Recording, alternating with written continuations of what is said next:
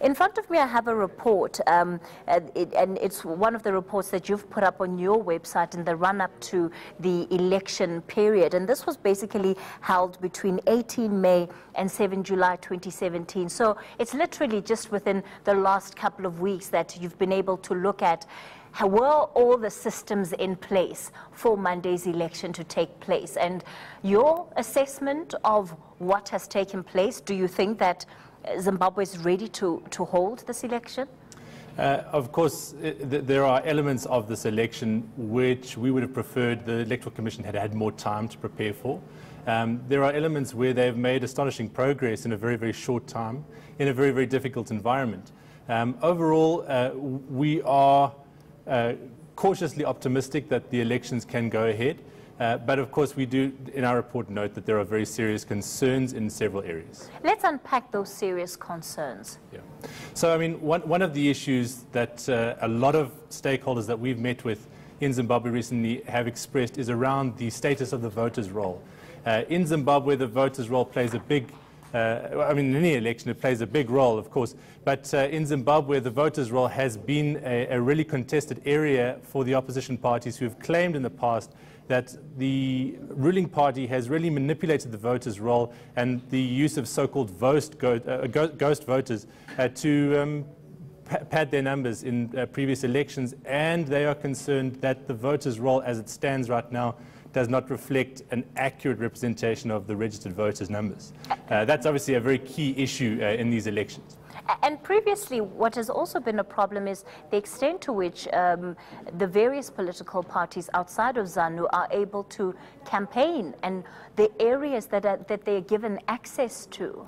That's correct. In this particular election, though, we found that that particular situation has changed in the positive direction. We've seen even popular protests on the streets in Harare and in other towns and cities. And we even saw this extraordinary event of a hand grenade thrown at the president while he was campaigning in Bulawayo. And there hasn't been any kind of excessive overreaction and clampdown of force in the campaigning subsequently. So actually, there's been quite a positive improvement compared to previous elections. I certainly don't think that that means that we're saying that these were open conditions to campaign with. There certainly were challenges still. All parties seem to be struggling to fund their campaigning, so it does seem as though there's been challenges for all parties to campaign during these elections. The economy is in a very, very difficult spot, and so all of the parties are struggling to raise the cash needed to campaign. But it was an improvement over past elections in the country in terms of the campaign period and the openness. And what about the abuses of various members of political parties? Because in previous years, we have seen that where, you know, in a small village, if there is somebody who's openly campaigning for example, the MDC, there will be a clampdown on those individuals, and it's very easy to almost move them out of the space. What have you found this time around? So what people on the ground have been telling us is that the real intimidation has not been physical. It hasn't been with the threat of force and violence by security forces, but that actually traditional leaders and chiefs in various areas that are sympathetic to the ruling party have been doing very, very subtle and very kind of soft intimidation techniques, one of which was for traditional leaders to take the numbers of voters as they registered to vote, with the implication that we now have your number, we know where you're going to be voting, and we're going to be keeping our eye on you. So there's still a lot of intimidation. There still does seem to be a lot of reported concerns around the openness for people to vote for their preferred candidate in the environment in Zimbabwe.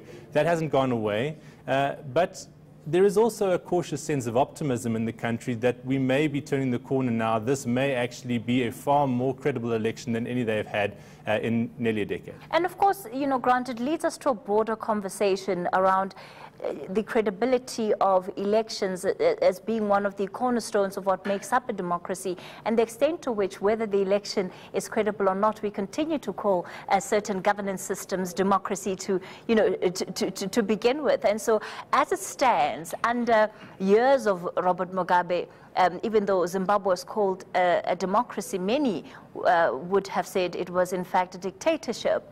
What do you think? How do we describe it now? What is it now?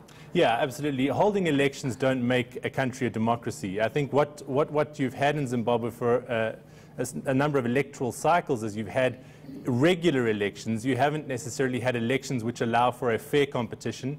You haven't had elections which allow for all of the competitors to really put their message across to the voters. So certainly there is a distinction between an electoral system and a democracy. And I think that that's really the issue that faces these elections now, is that the elections themselves, it seems as though the Electoral Commission is trying. There is a lot of evidence that there have been significant efforts to improve the quality of the elections themselves, but they take place within an environment where there has been a historical democracy deficit. And that's really the big challenge for these elections, is how do you have a democratic election in a country which has for so long not really been an active and vibrant democracy?